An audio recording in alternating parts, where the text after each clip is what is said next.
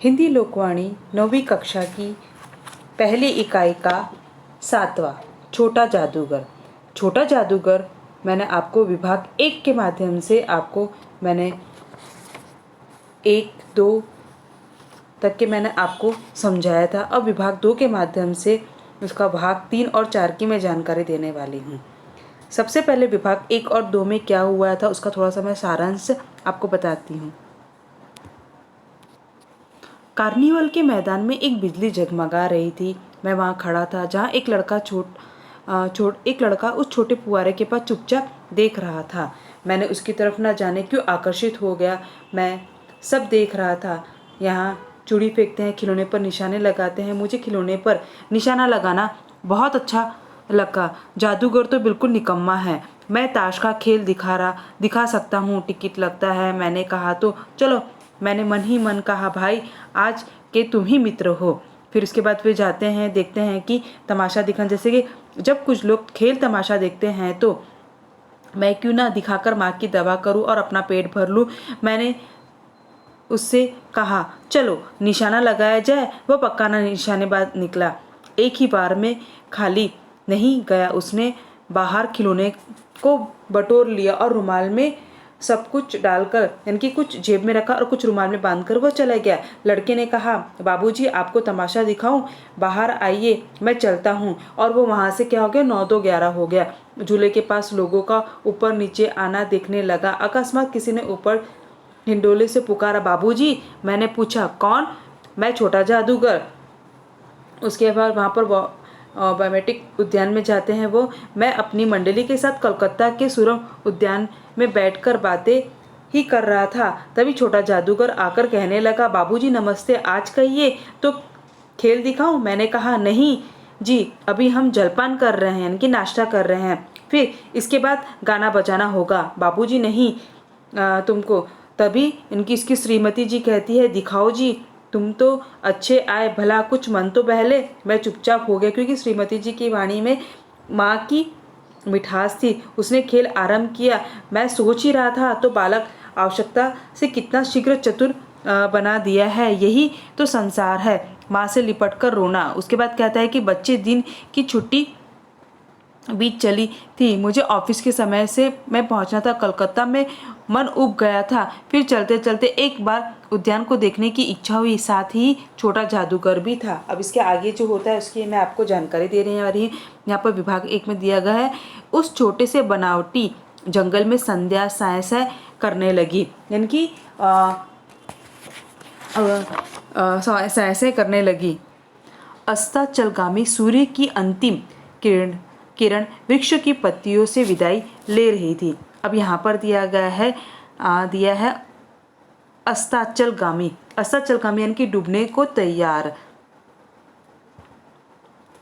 एक शांत वातावरण था। हम लोग धीरे धीरे मोटर से हावड़ा की ओर जा रहे थे। रह रहकर छोटा जादूगर स्मरण होता आया। स्मरण यानी कि छोटा जादूगर को जादूगर की याद आ रही थी, यानी कि इसको याद किया जा रहा था। सचमुच वह झोपड़ी के पास कंबल कंधे पर डाले खड़ा था। मैंने मोटर रोककर उससे पूछा तुम यहाँ कहाँ? मेरी माँ यहीं है ना? अब उसे अस्पताल वालों ने निकाल दिया है। मैं वहाँ से उतर गया। उस झोपड़ी में देखा तो एक स्त्री चिथड़ों से लदी हुई काँप रही थी, यानी कि इतनी ठंडी थी और उसके पास ओढ़ने के लिए कुछ भी कपड़े नहीं थे। और उसकी माँ क्या कर रही थी? काँप रही थी। छोटे जादूगर ने कंबल ऊपर से डालकर उसके शरीर से चिमटते हुए कहा माँ, मेरी आंखों से आंसू निकल पड़े। यानी कि उसको जब देखा तो उसके मुंह से क्या आंसू निकल। आगे देखते हैं चौथे विभाग में। बड़े दिन की छुट्टी बीत चली थी। मुझे अपने ऑफिस में समय से पहुंचना था। कोलकाता में मन उब गया था, यानी कि वहाँ पर उसको किसी भी तरह का मन नहीं लग रहा था। उब जाना यानी कि जब हम कहीं एक ही जगह रह कर वह शहर या हम बेचैन हो जाते उसे हम कहते उब गए। फिर भी चलते चलते एक बार उस उद्यान को देखने की इच्छा हुई। उसके बाद साथ ही साथ जादूगर भी दिखाई पड़ जाता तो और भी मैं उस दिन अकेले चल पड़ा और भी। मैं उस दिन अकेले ही चल पड़ा। जल लौट आना था। 10 बज चुके थे। मैंने देखा कि उस निर्मल यानी स्वच्छ धूप में सड़क के किनारे एक कपड़े पर एक छोटा जादूगर का रंगमंच चल रहा था। मोटर रोककर उतर पड़ा। वहाँ बिल्ली रूठ रही थी। भालू मनाने चला था। ब्याह की तैयारी थी। सब होते हुए भी जादूगर की वाणी में वह प्रसन्नता की तरी नहीं थी। इनकी क्यों नहीं थी? छोटा जादूगर की माँ की तबीयत बहुत खराब थी। अब वो क्या कहता है आगे हम देखते हैं। जब वह औरों को हंसाने की चेष्टा कर रहा था तब जैसे स्वयं कांप जाता था, मानो उसके रो रहे हैं। इनकी ऐसा लग रहा था वो लोगों को हंसा रहा था मगर वो अंदर से खुश नहीं था। वह अंदर ही अंदर क्या कर रहा था? रो रहा था, खाली दिखावटी कर रहा था। मैं आश्चर्य से देख रहा था। खेल हो जाने पर पैसा बटोरकर उसने भीड़ में मुझे देखा। वह जैसे क्षण भर के लिए स्फूर्तमान हो गया। इनकी उसने मुझे देखा, स्फूर्त यानी कि फुर्तीला या कंपन युक्त हो गया। मैंने उसकी पीठ थपथपाते हुए इनकी पीठ में थपथपाते हुए पूछा, आज तुम्हारा खेल जमा क्यों नहीं?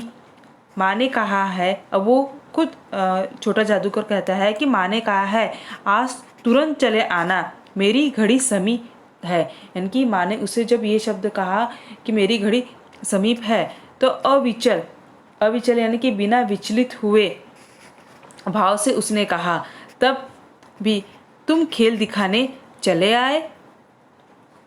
मैंने कुछ क्रोध से कहा, मनुष्य के सुख दुख का माप अपना ही साधन हो तो है, उसी के अनुपात से वह तुलना करता है। उसके मुंह पर भी वही परिचित तिरस्कार की रेखा फूट पड़ी। उसने कहा, क्यों ना आता और कुछ अधिक कहने में, जैसे वह अपमान का अनुभव कर रहा था। क्षण क्षण में मुझे अपनी भूल मालूम हो गई। उसके झोले को गाड़ी में फेंककर उसे भी बैठाते हुए मैंने कहा, जल्दी चलो। मोटर वाला मेरे बताए हुए पथ पर चल पड़ा। मैं कुछ ही मिनटों में झोपड़े के पास पहुंचा। जादूगर दौड़कर झोपड़े में माँ पुकारते हुए घुस गया। मैं भी पीछे था किंतु स्त्री के मुंह से वे निकल कर रह गया। जब अंतिम समय जब हम निकल रहा था, इनकी जब कोई किसी की मृत्यु होती है और मृत्यु के समय वह आखिरी में उसके मुंह से कुछ शब्द नहीं लिखा, उसके मुंह से बे ऐसे शब्द निकल रहा था। उसके दुर्बल हाथ उठ कर गिर गए। जादूगर उससे लिपट रो रहा था। मैं स्तंभ यानी कि मैं स्थिर था। उस उज्जवल धूप में समग्र संसार जैसे जादू सा मेरे चारों ओर नृत्य करने लगा। इनकी समग्र इनकी संपूर्ण। तो इस तरह से उसकी माँ की मृत्यु हो जाती है। यहाँ पर लेखक और जादूगर के बीच का वार्तालाप बताया गया है। लेखक ने किस तरह से जादूगर को कुछ गलत इस रूप में देखा था मगर उसको समझ में आया कि नहीं, जादूगर गलत नहीं था और बार बार लेखक के ध्यान में जादूगर ही दिखाई दे रहा था। यहीं पर ही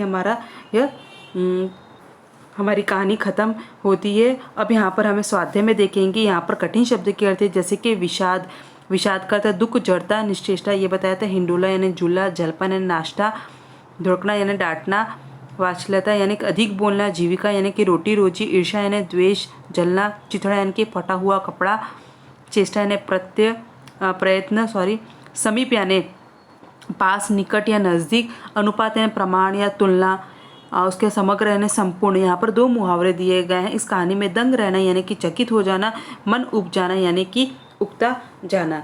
उसके बाद यहाँ पर हम देखेंगे पाठ के आंगन में विधानों को सही करके लिखिए। अब ताश के सब पत्ते पीले हो गए थे। क्या सही में ताश के पत्ते सब पीले हो गए थे? इसका उत्तर आएगा ताश के सब पत्ते पीले की जगह क्या लिखेंगे? सब पत्ते लाल हो गए थे। उसके बाद यह है खेल हो जाने पर चीज बटोर कर उसने भीड़ में मुझे देखा। अब इसका उत्तर किस तरह से लिखेंगे? खेल हो जाने पर यहाँ पर चीज हटा देंगे, पैसे बटोर कर उसने मुझे देखा। उसने भीड़ में मुझे देखा। यहाँ पर दूसरा है संजाल पूर्ण करो। संजाल पूर्ण में हमें क्या करना है, यहाँ पर जो दिया है 4 बॉक्स, उसमें उसके उत्तर लिखना है। पहले हमें क्या लिखेंगे, यहाँ पर हम लिखेंगे करने वाले, पहले यहाँ पर लिखेंगे आकर्षक। फिर यहाँ पर दूसरे बॉक्स में हम लिखेंगे ताश का खेल दिखाने वाला, और यहाँ पर लिखेंगे धैर्यशील, और वहाँ पर लिखेंगे स्वावलंबी वृत्ति। यहाँ पर हमें इस तरह से लिखना है। उसके बाद दूसरा दिया गया छोटा जादूगर कहानी में आए पात्र। अब इसमें कौन कौन से पात्र आए थे, तो इस पात्र के हमें यहाँ पर नाम लिखना है। आप मित्र बता सकते हैं कि इसमें कौन कौन से पात्र आए थे। इसमें कौन कौन से पात्र आए थे, जैसे कि लेखक था, छोटा जादूगर था, श्रीमती जी थी और माँ थी। तो यहाँ पर हम क्या लिखेंगे, उस पात्रों के नाम लिखेंगे। पात्र शब्दों के 2 अर्थ है। अब पात्र शब्द के कौन कौन से 2 अर्थ हैं, यहाँ पर हमें लिखना है।